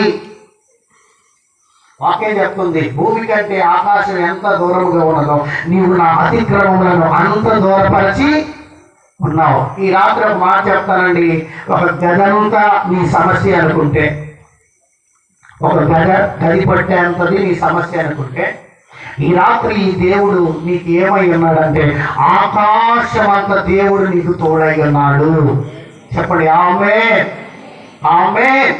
నా వేలకు లేచేది అమోరీయులు, మోయాబీయులు, 3 రాజ్యాలు మాత్రమే. దాని సమస్య ఒక అరచేయంత మాత్రమే. అయితే నేను కలిగిన నా దేవుడు ఏమై ఉన్నాడంటే ఆయన ఆకాశమంత ఉన్నతుడైనాడు. ఈ రాత్రి విశ్వసించండి ఆ దేవుణ్ణి. ఈ రాత్రి గుర్తించండి ఆ దేవుణ్ణి. అందుకని దావీదు అంటాడు, మనుషులను నమ్ముకోండి కంటే పూరించవచ్చు మీరు మనుషులను నమ్ముకున్నటి కంటే యెహోవాను ఆశ్రయించుట మేలు. రాజులను నమ్ముకున్నటి కంటే యెహోవాను ఆశ్రయించుట మేలు, మేలు, మేలు. ఈ రాత్రి క్రీస్తునందు ప్రియమైన దేవుని బిడ్డలారా, నీ సమస్య ఎంతైనా ఆ సమస్యకు మించి ఉన్నతుడైన దేవుడు మనకు తోడైంది నడిపించుగాక. ఆ తర్వాత ఏమని ప్రార్థన చేస్తున్నారో తెలుసా? మూడోది ఏమంటాడు? నీవు పరాక్రమం కలిగిన వాడు. అసలు నిన్ను ఎదిరించడానికి ఎవరికి? ఒకవేళ వాళ్ళు మమ్మల్ని ఎదిరించి వచ్చాయా, అసలు నిన్ను ఎదిరించే వాళ్ళు ఎవరు? అని మాట్లాడుతూ ఒక్క మాటని చెప్పి వాక్యంలో త్వరగా ముందుకు వెళ్తాను. అదేమని రాయబడుతున్నాడు అంటే, నీ స్నేహితుడైన అబ్రహాము సంతతికి దీనిని శాశ్వతముగా ఇచ్చిన దేవుడవు. శాశ్వతము అనే పదము చాలా ప్రాముఖ్యమైనది బైబిల్ గ్రంథంలో. ఈ శాశ్వతము అనే పదాన్ని ఉపయోగించిన ప్రతిసారి దేనిని గుర్తు చేసుకుంటాడంటే దేవుడు అబ్రహాముతో చేసిన నిబంధన. నోవాహుతో దేవుడు ఒక నిబంధన చేశాడు. ఏంటో చెప్పండి? ఏంటా నిబంధన అంటే, నేను మళ్ళా జలప్రలయం చేత మనుషులు చంపను అనడానికి గుర్తేంటి? ఆకాశంలో ఇంద్రధనుస్సు. అబ్రహాముతో నిబంధన చేశాడు. ఏంటంటే, నీకు, నీ జనానికి, నీ మొత్తానికి నేను ఒక దేశాన్ని ఇస్తాను, రాజ్యాన్ని ఇస్తాను. నువ్వు ఎవరిని ప్రేమిస్తారో వాళ్ళు నిన్ను ప్రేమిస్తారు. నువ్వు ఎవరికి దీవెనకరముగా ఉంటారో వాళ్ళు నీకు దీవెనకరముగా ఉంటారని చెప్పి బలమైనటువంటి ఆశీర్వాదాన్ని ఇచ్చినాడు. ఆ బంధము కొన్నిసార్లు మనుషులు నిబంధనలు మర్చిపోతున్నారు. కానీ ఈ రాత్రి గుర్తు పెట్టుకుని దేవుడికి కృతజ్ఞతలు చెప్పాలి. ఏంటంటే, నా దేవుడు మనతో చేసిన నిబంధనలను మర్చిపోవట్లేదు. దేవుడికి స్తోత్రం, హల్లెలూయా. మనుషులు మాత్రమే నిబంధనలు మర్చిపోతున్నారండి. దేవుడి నిబంధన మర్చిపోవట్లేదు. ఆ గొప్ప దేవుడికి ప్రార్థన చేస్తున్నాడు. వారిలో గొప్ప విశ్వాసం మనం ఎక్కడ చూస్తామంటే ఇక్కడ రాయబడుతుంది. చదవండి 14వ వచనంలో. అప్పుడు మత్తన్యాకు పుట్టిన యెహీయేలు కుమారుడైన బెనాయాకు జన్మమైన జకర్యా కుమారుడును ఆసాపు సంతతి వారినకు లేవీయులు యెషీయేలు యహాజీయేలు సమాజంలో ఉండెను. యెహోవా ఆత్మ అతని మీదకు రాగా అతడు మీలాగున ప్రకటించాడు. వాళ్ళందరూ ఉపవాసం పెట్టుకున్నారు. రాజే ముందుకు వచ్చాడు, సింహాసనాన్ని దిగాడు, తనను తాను తగ్గించుకున్నాడు. యెహోవా మా దేవా మమ్మల్ని రక్షించమని ప్రార్థన చేశాడు. అందరూ కూడా ఎల్లెత్తి ప్రార్థన చేస్తున్నారు. అక్కడ ఎక్కడో సమూహంలో చివరి ఒక వ్యక్తి కూర్చున్నాడు. ఆయన పేరు యహాజీయేలు. ఆ యహాజీయేలు మీదకి దేవుని ఆత్మ బలముగా దిగి వచ్చింది. యెహోషాపాతు మీద దేవుని ఆత్మ బలముగా దిగి వచ్చి మాట్లాడుతున్న మాట ఏంటో తెలుసా? యెహోషాపాతు రాజా, మీరందరూ ఆలకించండి. యెహోవా సెలవిచ్చినది ఏమనగా, ఈ గొప్ప సైన్యములకు మీరు భయపడకండి, చేయకండి. ఈ యుద్ధము మీది కాదు, దేవుడే ఈ యుద్ధములో. ఈ మాట చెప్పిన వెంటనే రాజు సాష్టాంగపడి నమస్కారం చేసి ఆయనకు వందనాలు చెప్పాడు. ఆ తర్వాత దేశమందు కూడా సాష్టాంగపడి దేవుడికి నమస్కారం చేసి కృతజ్ఞతలు చెప్పింది. ఆయన ఏమనలేదు అంటే ఈ మాట అనలేదు. ఏ మాట? ప్రార్థన పెట్టాలని సాటింపేసింది ఎవరు సాటింపేశారు? రాజు. ప్రార్థన చేయాలని చెప్పింది ఎవరు? రాజే. ఆ తర్వాత ఈ దేశానికి రాజు ఎవరు? నేనే. దీని గురించి యుద్ధానికి ఎవరు ప్రతిస్పందనలో ఉండాలి అంటే ఎవరైనా ఉంటే దేవుడు నాతో మాట్లాడాలి, నీతో మాట్లాడలేదురా. చాటి వేసింది నేను, ప్రార్థన పెట్టింది నేను, సమస్య వచ్చిందని చెప్పేది నేను, దేవునికి ప్రార్థన చేసింది నేను. చెప్తే కానీ ఏదైనా నాతో చెప్పాలి, నీతో చెప్పాలంటే అనే మనస్తత్వం లేదండి, అనే ఆలోచన లేదు. దేవుడు ఎవరితో మాట్లాడినా దేవుడు నాతో మాట్లాడాడు, మనతో మాట్లాడాడు, మన సమస్యల్లో మాట్లాడాడు, దేవుడి ఆత్మ మనతో మాట్లాడింది అని చెప్పి తనను తాను తగ్గించుకునేటువంటి స్వభావం కలిగిన వాడు ఈ రాజు. అదండి గొప్ప విశ్వాసం. దేవుడైతే లేదు, నాతో మాట్లాడి నీతో మాట్లాడితే నేను నమ్మేదేంద్రా అంటలా. నా దేవుడు మాతో మాట్లాడారని చెప్పి వెంటనే నమస్కరించి ఇక తర్వాత వారు వెళ్తూ ఉన్నారు, ప్రయాణం చేస్తూ ఉన్నారు. ప్రయాణం చేస్తుంటే వారితో ఒక అద్భుతమైన మాట చెప్తాడు. ఈ మాటను చెప్పి నేను ముగిస్తాను. ఒక అద్భుతమైన మాట చెప్తాడు. ఏంటంటే మనం చూస్తున్నాం 20వ వచనంలో, వారు ఉదయాన్నే లేచి తెకోవారని మనకు పోయి వారు పోవచ్చుండగా యెహోషాపాతు నిలబడి, యూదా వారులారా, యెరూషలేము కాపురస్తులారా, నా మాట వినుడి, మీ దేవుడైన యెహోవాను నమ్ముకోండి, అప్పుడు మీరు స్థిరపరచబడదురు. ఆయన ప్రవక్తల మాటలు నమ్ముకోండి, మీరు కృతజ్ఞతలు అవుతున్నారు. 2 మాటలు చెప్తున్నాడు. యుద్ధానికి ప్రయాణం వెళ్తున్నారు, మీరు యుద్ధం చేయాల్సిన అవసరం లేదు, మీరు యుద్ధానికి సిద్ధపడి వెళ్ళండి. అక్కడ నిలబడండి, కహాతీయులు వాళ్ళు ఉంటారు, వాళ్ళు చక్కగా పాటలు పాడుతూ ఉండాలి, ఏ ఆయుధం పట్టుకోకూడదు, నేను మీ పక్షాన్ని యుద్ధం చేస్తానని చెప్పిన తర్వాత మీరు ప్రయాణమే వెళ్తుంటే రాజు వీరితో మాటలు చెప్పిన 2 మాటలు ఏంటంటే, ఒకటి దేవుని మాటలు వినండి, మీరు స్థిరపరచబడతారు. రెండవది ప్రవక్తల మాట వినండి, మీరు కృతజ్ఞులుగా ఉంటారు. ఈ రాత్రి చిన్న ప్రశ్న. పేతురు జీవితం మనందరికీ తెలుసండి. లోక 5లో రాత్రి అంతా చేపలు పడతారు. ఒకటి కనపడుతుందా? ఒక్కటి కూడా పడదు. నిరాశ నిస్పృహలో వాళ్ళన్నీ కడుక్కుంటూ అక్కడ ఉంటూ దయనీయమైన పరిస్థితుల్లో ఉంటూ ఓటమి వైఫల్యాల మధ్యలో ఉంటూ అక్కడ ఉన్నప్పుడు యేసయ్య దూరంగా నిలబడి అంటాడు, పేతురు, నీ పడవను కాస్త లోతునకు నడిపించు. నేను రాత్రంతా కష్టపడ్డాను, జీవితం లెగిస్తేనే గలీ సముద్రం చేపలు, ఇక నాకు తెలియని విద్య ఏమనుంటుందో అది మాట మాత్రం సెలవీయలేదు. జస్ట్ నీవు చెప్పావు కాబట్టి నేను వలల్ని లోపలికేస్తా అన్నాడు. అంతే. ఆయన జీవితంలో ఎన్నడపడని చేపలు రాసి ఆయన స్వతంత్రించుకున్నాడు. ఈ రాత్రి మీరు నిశ్చయముగా మీ నిరాశలో, మీ నిస్పృహలో, మీ ఓటమిలో, మీ వైఫల్యాలు, మీ ఆందోళనలో, మీ అపాయకరమైన భయంకరమైన సమయాలలో ప్రభు మీతో మాట్లాడుతున్నప్పుడు, వాక్యం ద్వారా అయినా సేవకుని ద్వారా ఎవరితోనైనా మీతో మాట్లాడుతున్నప్పుడు ఆ మాటను మీరు ఉన్నది ఉన్నట్లుగా తీసుకుని ఆచరణలో పెట్టండి. నా దేవుడు మిమ్మల్ని బహుగా దీవించి ఆశీర్వదించును గాక. 2వ మాట ఏం చెప్తున్నాడంటే, ప్రవక్తల మాట వినండి. అనగా ఏంటంటే సేవకుని మాట వినండి. దేవునికి సంఘానికి మధ్య ప్రతినిధిగా ఉంచింది ఎవరంటే సేవకుడు. సేవకుడు. ఇదే 2వ రాజుల గ్రంథం 20వ అధ్యాయం 1-3 వచనాలను చూస్తే హిజ్కియా అనే రాజు మరణకరమైన రోగంతో బాధపడుతూ ఉంటాడు. యెషయా ప్రవక్తను దేవుడు పంపిస్తాడు, ప్రకటించమని చెప్తాడు, నీ ఇల్లు చక్కబెట్టుకో, మరణకరమైన రోగం నీకు వచ్చింది, కొంతకాలం నువ్వు మరణిస్తావని చెప్పినండి. అతడు ఆ మాట చెప్పి వాకిటి దాటి వెళ్ళక మునిపే ఆయన టక్క గోడ వైపు తిరిగి కన్నీళ్ళు కానీ పశ్చాత్తపడి, ప్రభువా నేను నీకు ఎంత చేశానో తెలియదని చెప్పి ఒక 4-5 ప్రార్థనలు చేస్తాడు. వెంటనే మరలా దేవుని వాక్కు సావుకుని ప్రత్యక్షమై మరలా చెప్తాడు, నువ్వు వెళ్ళి హిజ్కియాకు మరలా 15 సంవత్సరాల ఆయుష్ని. ఈ రాత్రి క్రీస్తునందు ప్రియమైన దేవుని సంగమా, మీ మంచి కోరి, మీ క్షేమం కోరి, మీరు బాగుండాలని, ప్రభువులో ఉండాలని వారి కడుపులను మార్చుకొని ప్రయాసతో, కష్టంతో, ఉపవాసములతో ఉండి దేవుని చిత్తాన్ని మీ గురించి తెలుసుకుని మీతో సేవకుడు మీకు హెచ్చరించిన, మిమ్మల్ని ప్రోత్సహించే మాట చెప్పిన, మిమ్మల్ని ఆదరించే మాట చెప్పిన ఆ సేవకుని మాటను మీరు తీసుకొని లోపలి మీరు ముందుకెళ్తే మీ జీవితంలో విజయమే తప్ప ఓటమి ఎన్నడూ కూడా సమీపించకుండా నా దేవుడు మిమ్మల్ని కాపాడును గాక. ఒక మంచి సేవకుడు చెప్తారు, మాట సేవకులదైనా లేదా స్వరం సేవకులదైనా మాట దేవునిదంట. స్వరం ఎవరిదండి? ఈరోజు నా స్వరం, రేపు మణిబాబు గారి స్వరం, మీకు నిత్యం ఉండే స్వరం జోసఫ్ గారి స్వరం. స్వరము ఎవరిదైనా జాన్పాల్ గారిది, ఇక్కడ ఉన్న సేవకులది. స్వరము ఎవరిదైనా మాట ఎవరిది? దేవునిది. దేవుని మాట వినండి. గొప్ప విశ్వాసాన్ని కనపరిచారు. దేవుడు వారి జీవితంలో గొప్ప విజయం ఇచ్చారు. వారు పాటలు పాడుకుంటూ వెళ్తున్నారు. అమోనీయులు, మోయాబీలు, మయోనీయులు అక్కడ ఉన్నారు. శరీరం మళ్ళీ ముందు దేవుడు బంట్రోతులు పెట్టినాడు. ఆ సమాచారం వారు విన్నారు. వారు విని ఏం చేశారంటే వీళ్ళు అక్కడికి చేరక మునిపే వారే పొడుచుకొని శత్రువులు అందరూ కూడా చచ్చిపోయారు.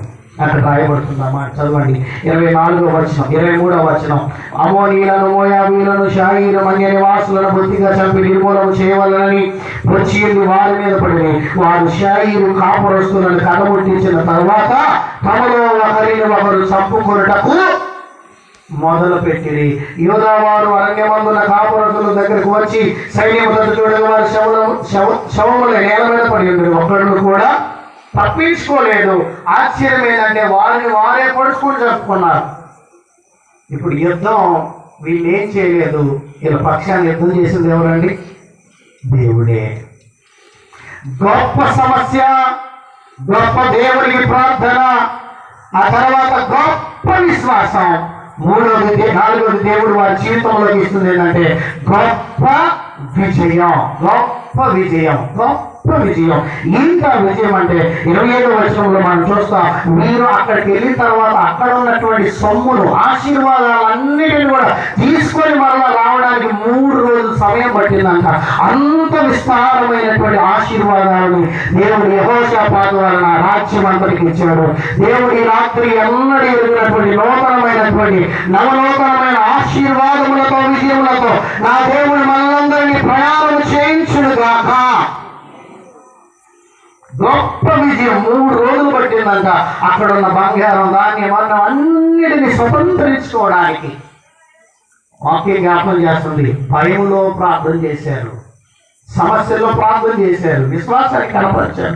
ఇప్పుడు ఏం చేస్తున్నారంటే సంతోషంగా సంపదను కూడగట్టుకొని తిరిగి వెలుచు ఉన్నారు. అక్కడ ఏం జరుగుతుందో తెలుసా? అక్కడ దేవుడు వారిని ఆశీర్వదించారని అక్కడ లోయలో ఒక పేరు పెట్టారు. ఆ పేరు ఏంటంటే బెరాకా. బెరాకా అనగా దేవునికి స్తుతి. దేవుని స్తుతించుడి, ఎల్లప్పుడూ దేవుని స్తుతించుడి. ఆ దేవుని స్తుతించుడి, ఎల్లప్పుడూ దేవుని స్తుతించుడి.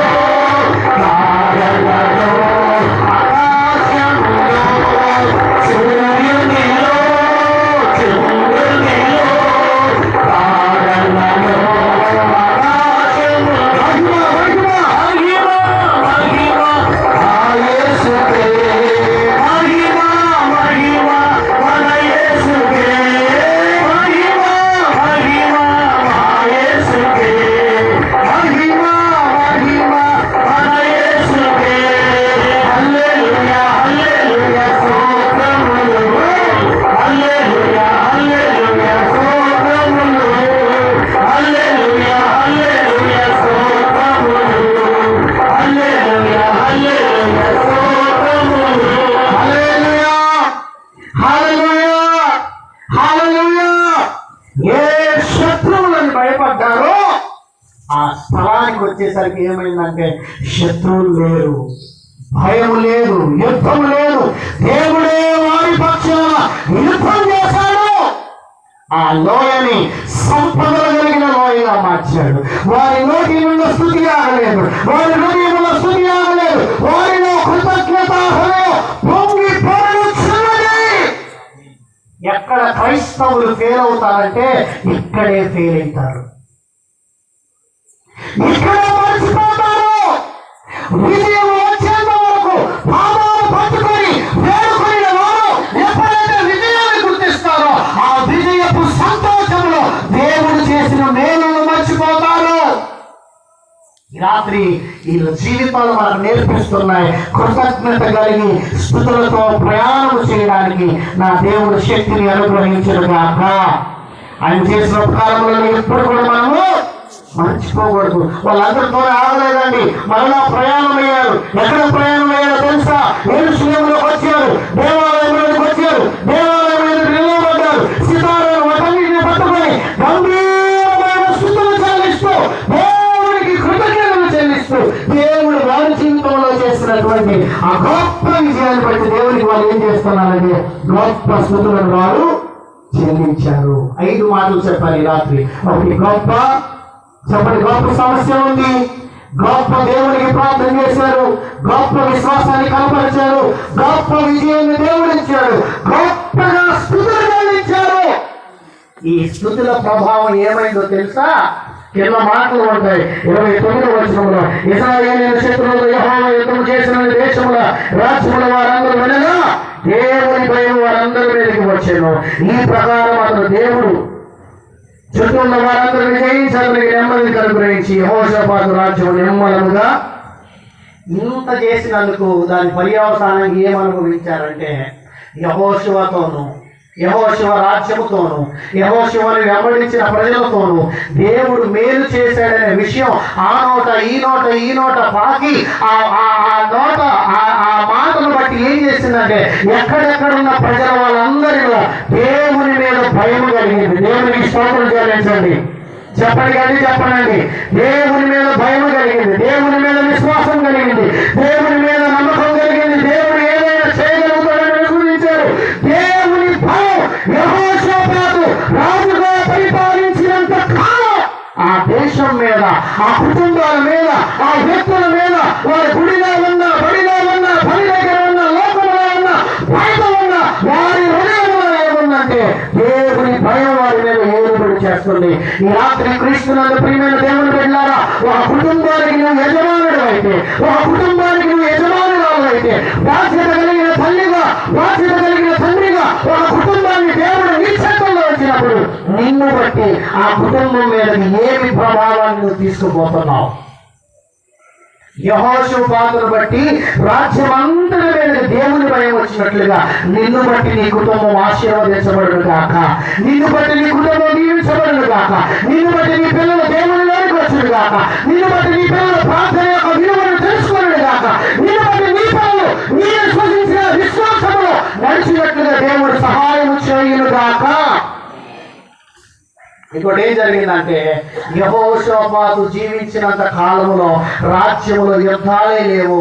ఎక్కడ చూసిన నెమ్మది, ఎక్కడ చూసిన సమాధానం, ఎక్కడ చూసిన శాంతి. ఈ రాత్రి క్రీస్తునందు ప్రియమైన దేవుని బిడ్డలారా, అలాంటి అనుభవాలు మీలో కూడా ఉంటే నీకు దేవుడు శాంతిని అనుగ్రహిస్తాడు, సమాధానాన్ని అనుగ్రహిస్తాడు, నిమ్మలమైన పరిస్థితులు అనుగ్రహిస్తాడు. ఎన్ని పరాస్థాయిలో నీ కుటుంబాన్ని చుట్టుముట్టాలని పెనుగాలను లేచినా నీలో ధైర్యం ఏంటంటే వారిని అణచే దేవుడు నాకు తోడై ఉన్నాడు. వాక్యం చెప్తుంది, క్రీస్తుకు విరోధముగా రూపించబడిన ఏ ఆయుధము వర్ధులను. నీకు విరోధమైన ఏ ఆయుధం, అది రోగమైన, అది శాపమైన, అది ఏదైనా, అది అవమానమైన, నిందైన, అపాయమైనది ఏదైనా సరే నీవు ప్రభువుతో కూడా అంటు కట్టబడిన జీవితంలో నువ్వు జీవిస్తూ ఉంటే నీకు విరోధముగా రూపించబడిన ఏ ఆయుధము, చెప్పండి ఏ ఆయుధము యెహోషాపాతు జీవించినంత కాలం దేశం మీద నెమ్మది ఉంది, దేశం మీద శాంతి ఉంది, దేశం మీద సమాధానం ఉంది, దేశమంతా సమాధానాన్ని అనుభవించినట్లుగా నిన్ను బట్టి నీ గృహము, నీ కుటుంబము, నీ బంధువర్గము, నీ వీధి, నీతో ఉన్న పొరుగువారు, నీ ఉన్న సమాజం, నీ సంఘం సమాధానకరమైనటువంటి పరిస్థితులను అనుభవించడానికి దేవుడు ప్రభువును అనుగ్రహించునుగాక. అందరూ మన పట్ల లేచి నిలబడదాం, ప్రార్థన చేసుకొని తిరిగి మన గృహాలకు వెళ్దాం. మన పాటలు లేచి నిలబడదాం, చిన్న మాట ప్రార్థన చేసుకున్నాం.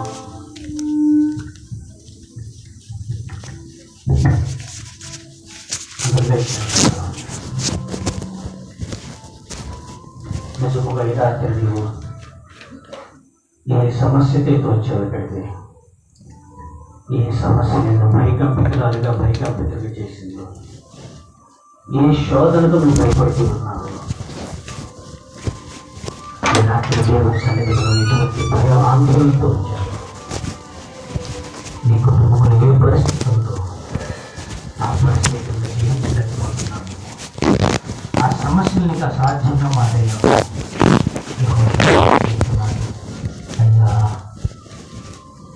మా బలము చాలదయ్యా, నేను పోరాడలేనయ్యా, నాకేమీ తోచట్లేదయ్యా. అనేక మంది వారికి వచ్చిన భయాందోళన ఏమి తోచలేక ఆత్మహత్య చేసుకుంటున్నారు. ఈ రాత్రి దేవుడు చెప్తున్నాడు, ఈ సమస్య ఏదైనా, ఈ పరిస్థితి ఏదైనా, ఎటువంటి చిక్కు సమస్యలను ఉన్నా, జవాబు రాని సమస్యలో ఉన్నా, ఈరోజు దేవుడు నీతో మాట్లాడాడు. నువ్వు మౌనం ఉండే సమయం కాదు తల్లి. సహోదరుడా, ఈరోజు నువ్వు మౌనం ఉండే పరిస్థితి కాదు. నువ్వేం పోరాడుతున్నావు? ఇంట్లో కుటుంబ సమస్యలతో పోరాడుతున్నావేమో, అప్పుల సమస్యతో పోరాడుతున్నావేమో, వ్యాధుల సమస్యతో పోరాడుతున్నావేమో, ఇంట్లో సమాధానం లేక పోరాడుతూ ఉన్నావేమో, బిడ్డలని మాట మనకు బాధిపోతున్నది బాధపడుతున్నావేమో. అయ్యో, నాకు వారికి చెప్పడానికి, వీటిని జయించడానికి శక్తి లేదనుకుంటున్నావేమో. ఈరోజు మనం ప్రార్థించే దేవుడు బలవంతుడైన దేవుడు, ఆకాశవంతున్నటువంటి దేవుడు. నాకేమీ తోచట్లేదంటున్నా, ఏం చేయాలని అర్థం కావట్లేదయ్యా, ఎవరికి చెప్పాలని అర్థం కావట్లేదయ్యా. ఎక్కడికి వెళ్ళాలో తెలియని పరిస్థితి అయిపోయింది. ఈరోజు దేవుడు నిన్ను చూస్తూ ఉన్నాడు. సహోదరి, దేవుడు నిన్ను చూస్తూ ఉన్నాడు. నువ్వు సమరిస్తున్న దేవుడు ఆమె దగ్గరికి వెళ్ళి కూర్చొని మాట్లాడి ఆమె జీవితానికి గొప్ప రక్షణ భాగ్యం ఇచ్చే దేవుడు. మనుషులు త్రోసివేసిన ఆయన త్రోసివేయలేదు. జరిగే పరిస్థితి కూడా అన్ని మనుషులందరూ కూడా సహించుకున్నా ప్రార్థన చెప్పి ఎన్నో ప్రభు నేను ఇంటికి వస్తానన్నాడు. ఏం చేసిన తప్పులు నేను లోపల చూపించిన, నువ్వు చేసిన పొరపాటు, నువ్వు చేసిన పాత్రమే నీ కుటుంబానికి శోధనగా మారిపోయినా, ఈ మనుషులను సరైనటువంటి దానిని చూడలేక సహించుకుంటున్నా. ఈ రాత్రి నా దేవుడు నీటిలో గట్ల నాశపడుతున్నాడు. ఈ సమస్య మొత్తం తీర్చాలి నాశపడుతున్నాడు. ఈ శుభకారులు అందరూ భయపడిపోయారు, అందరూ బాధపడిపోయారు.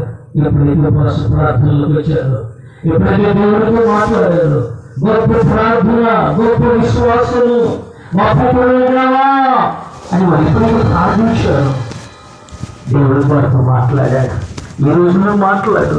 నీ సమస్య ఏదైనా దేవుడితో స్పష్టంగా చెప్పే రోజున, నీ పరిస్థితి ఏదైనా స్పష్టంగా చెప్పే రోజున దేవుడితో మాట్లాడు. సహోదరుడు, నాతో మాట్లాడాను, నీ కోరిక మాట్లాడాను, నేను నీకేం చేయాలని కోరుకుంటున్నావు. ఇక్కడికి వచ్చిన మౌనం ఇంటి గొడవకి లేదు, ఇక్కడికి వచ్చిన మౌనం ఇంటి ఉండడానికి లేదు.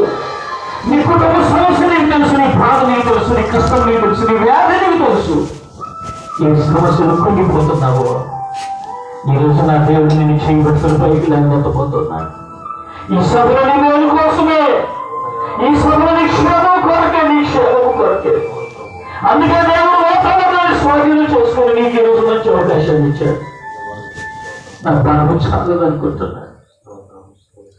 బలహీనుడైపోయానంటే నిజంగా బలహీనుడు అయిపోయావేమో, బలహీనులు అయిపోయావేమో. ఎందుకు జీవితం అనుకుంటున్నావేమో, ఎందుకు బ్రతుకనుకుంటున్నావేమో. నువ్వు నశించుకోవడం దేవునికి ఇష్టం లేదు, నువ్వు నశించుకోవడం దేవునికి ఇష్టం లేదు. ఇప్పుడు నాకు లోకానుసారమైన జీవితం జీవించాను, ఇప్పుడు నాకు లోకానుసారమైన ప్రజలు చిక్కుకొనిపోయావేమో ఈ రాత్రి వాటిని విడిచిపెట్టినట్లయితే ఈ రాత్రి నన్ను విడిచిపెడుతున్నారు ప్రభువా.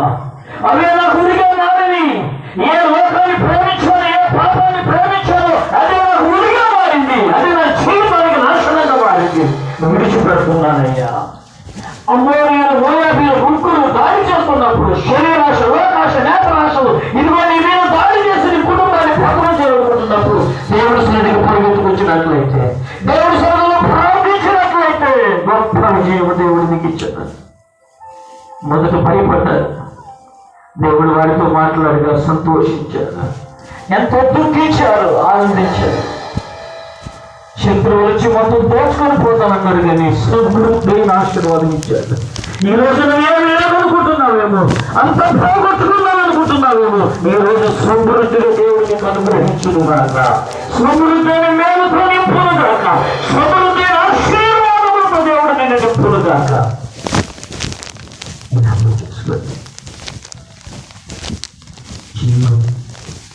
సహోదరుడు మౌనం ఉండదు. ఈరోజు నాకు ఒక మాట మాట్లాడాను, ఈరోజు నాకు స్పష్టత మాట్లాడాను. నేను ఆ స్థితిలోనే ఉన్నానని ఈరోజు నువ్వు గ్రహించినట్లయితే, ఇదిగో దేవా ఈరోజు నాతో నువ్వు మాట్లాడావయ్యా, నన్ను చూసావయ్యా అని మాట్లాడావయ్యా, నాతో మాట్లాడామనుకున్నటువంటి వాడు ఈ రోజు నుంచి నేను నాయన గొప్ప విశ్వాసం కలిగి నువ్వు గొప్ప దేవుడు అని, నా సమస్య ఎంతైనా నువ్వు గొప్ప దేవుడు అని, నా సమస్య ఎంతైనా నువ్వు తీర్చగలిగిన శక్తివంతుడు అని నేను నమ్ముతున్నాను. నీ వద్దకు నేను వస్తాననుకున్నటువంటి వాడు కుడి చేతి ఉంచినట్లయితే నేను మీకోసం ప్రార్థన చేయబోతున్నాను. ఈ రోజు నేను గుర్తించానయ్యా, ఈ రోజు నాతో మాట్లాడినప్పుడు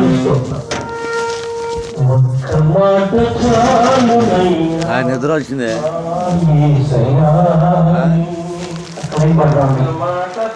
సంతోషంగా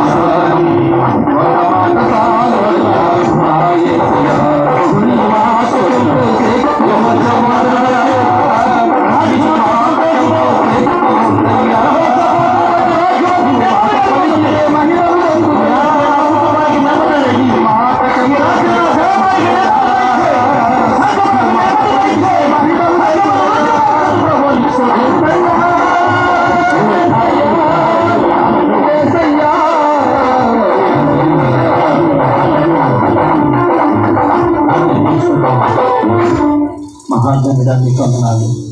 ప్రభు కలిగిన దేవా మీకు వందనాలు. నేను తప్పు మాకు ఇంకెవరున్నారయ్యా? నీవు తప్ప మాకెవరున్నారు ప్రభు? నీ ప్రేమ శాశ్వతమైనది. నీ ప్రేమ శాశ్వతమైనది. మమ్మల్ని ఓదార్చే దేవుడు ప్రభు. దేవాని స్తోత్రము నాయన. అనేక సమస్యలతో మా ప్రభు సతమతమవుతూ కన్నీరు విడుస్తుండగా ఈ రాత్రి మీ మాట మమ్మల్ని ఓదార్చిందయ్యా. ఈ రాత్రి మీ మాట మమ్మల్ని ధైర్యపరిచిందయ్యా.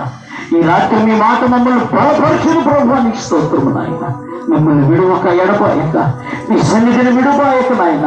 ఇదిగో నా ప్రతి సమస్యను మీకు చెప్పిన ఆయన విశ్వాసంతో మేము ప్రార్థించిన ఆయన గొప్ప విజయాన్ని మా కుటుంబంలో పొందుకునే భాగ్యం, మా గ్రామంలో పొందుకునే భాగ్యం, సంఘంలో పొందుకునే గొప్ప భాగ్యమని మీరు మాకు అనుగ్రహించిన దేవాన్ని కొమ్మున్నాను ఆయన. మొదటి జరుపుకోలేక మా ప్రభువా, ఎంత గొప్ప దేవుడు అయ్యా.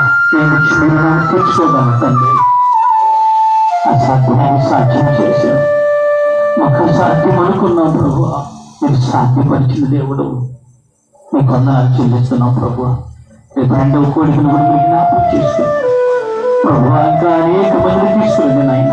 చుట్టుపక్కల ప్రాంత ప్రజలను కదిలించండి.